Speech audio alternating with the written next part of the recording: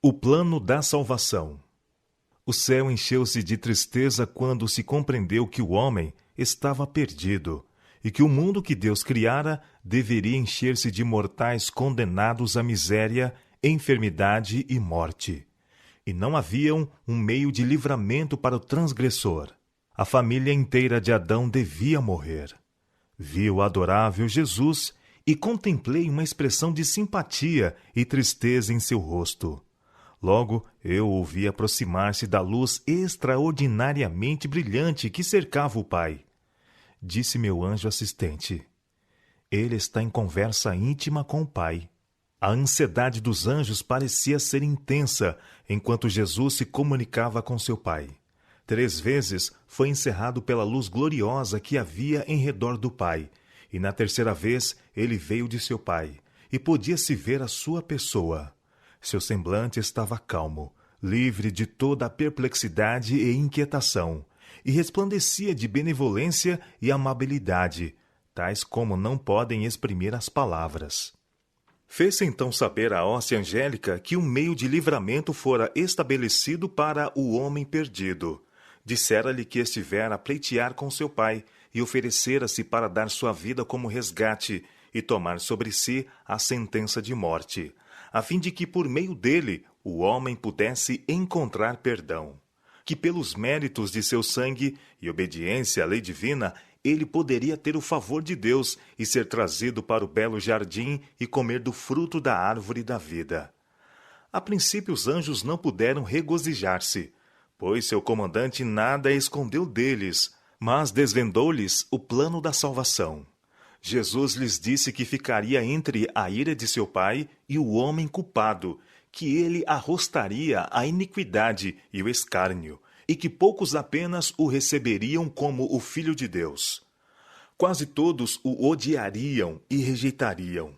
Ele deixaria toda a sua glória no céu, apareceria na terra como um homem, humilhar-se-ia como um homem, familiarizar-se-ia pela sua própria experiência com as várias tentações com que o homem seria assediado, a fim de que pudesse saber como socorrer os que fossem tentados, e que finalmente, depois que sua missão como ensinador se cumprisse, seria entregue nas mãos dos homens e suportaria quantas crueldades e sofrimentos Satanás e seus anjos pudessem inspirar ímpios homens a infligir.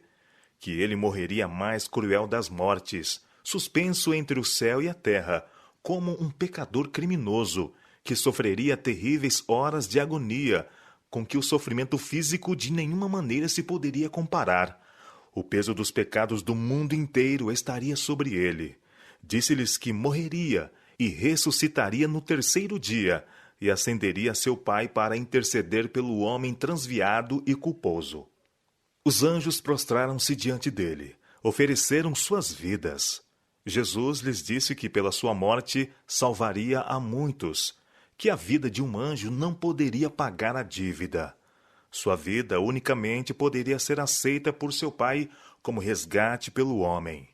Jesus também lhes disse que teriam uma parte a desempenhar, estar com ele e o fortalecer em várias ocasiões, que ele tomaria a natureza decaída do homem e sua força não seria nem mesmo igual a deles, e seriam testemunhas de sua humilhação e grandes sofrimentos. E ao testemunharem seus sofrimentos e o ódio dos homens para com ele, agitar-se-iam pelas mais profundas emoções. Pelo seu amor para com ele, desejariam livrá-lo, libertá-lo de seus assassinos, mas que não deveriam intervir para impedir qualquer coisa que vissem, e que desempenhariam uma parte em sua ressurreição. Que o plano da salvação estava ideado, e seu Pai aceitaria esse plano. Com santa tristeza, Jesus consolou e animou os anjos, e os informou de que dali em diante aqueles que ele remisse estariam com ele, e com ele sempre morariam, e que pela sua morte resgataria a muitos e destruiria aquele que tinha o poder da morte. E seu Pai lhe daria o reino e a grandeza do reino sob todo o céu, e ele o possuiria para todo sempre. Satanás e os pecadores seriam destruídos para nunca mais perturbarem o céu ou a nova terra purificada. Jesus ordenou que o exército celestial se conformasse com o plano que seu pai aceitara e se regozijassem de que o homem decaído de novo pudesse ser exaltado mediante a sua morte, a fim de obter o favor de Deus e gozar o céu. Então, a alegria, inexprimível alegria, encheu os céus. E a hoste celestial cantou um cântico de louvor e adoração. Tocaram harpas e cantaram em tom mais alto do que o tinham feito antes, pela grande misericórdia e condescendência de Deus, entregando o seu muito amado para morrer por uma raça de rebeldes. Derramaram-se louvor e adoração pela abnegação e sacrifício de Jesus, por consentir ele em deixar o seio de seu pai e optar por uma vida de sofrimento e angústia, e morrer uma morte ignominiosa, a fim de dar sua vida por outros. Disse meu anjo assistente: pensais que o pai entregou seu muito amado filho sem esforço? Não, absolutamente. Foi mesmo uma luta para o Deus do céu decidir se deixaria o homem culpado perecer ou dar seu amado filho para morrer por ele. Os anjos estavam tão interessados na salvação do homem que se podiam encontrar entre eles os que deixariam sua glória e daria vida pelo homem que ia perecer. Mas, disse o anjo, isto nada adiantaria. A transgressão era tão grande que a vida de um anjo não pagaria a dívida. Nada, a não ser a morte e intercessão de seu filho, pagaria essa dívida, e salvaria o homem perdido da tristeza e miséria sem esperança.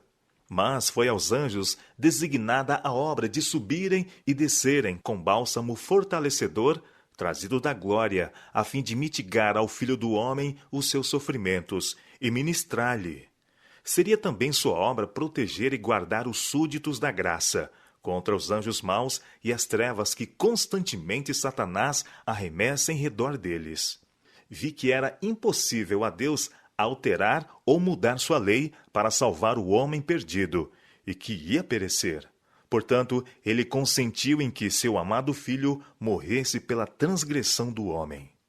Satanás de novo regozijou-se com seus anjos de que, ocasionando a queda do homem, pudesse ele retirar o Filho de Deus de sua exaltada posição.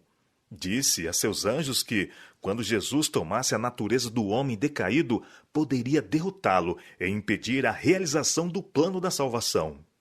Foi-me então mostrado Satanás como havia sido, um anjo feliz e elevado. Em seguida, ele foi-me mostrado como se acha agora. Ainda tem formas régias, suas feições ainda são nobres, pois é um anjo, ainda que decaído. Mas a expressão de seu rosto está cheia de ansiedade, cuidados, infelicidade, maldade, ódio, nocividade, engano e todo o mal. Aquele semblante que fora tão nobre, notei-o particularmente. Sua fronte, logo acima dos olhos, começava a recuar. Vi que ele se havia aviltado durante tanto tempo que toda boa qualidade se rebaixara e todo mau traço se desenvolvera. Seu olhar era astuto e dissimulado, e mostrava grandes penetrações. Sua constituição era ampla, mas a carne lhe pendia frouxamente nas mãos e no rosto. Quando o vi, apoiava o queixo sobre a mão esquerda. Parecia estar em profundos pensamentos. Tinha um sorriso no rosto, o que me fez tremer, tão cheio de maldade e dissimulação satânica era ele. Este sorriso é o que ele tem precisamente antes de segurar sua vítima, e ao fixá-la em sua cilada, tal sorriso se torna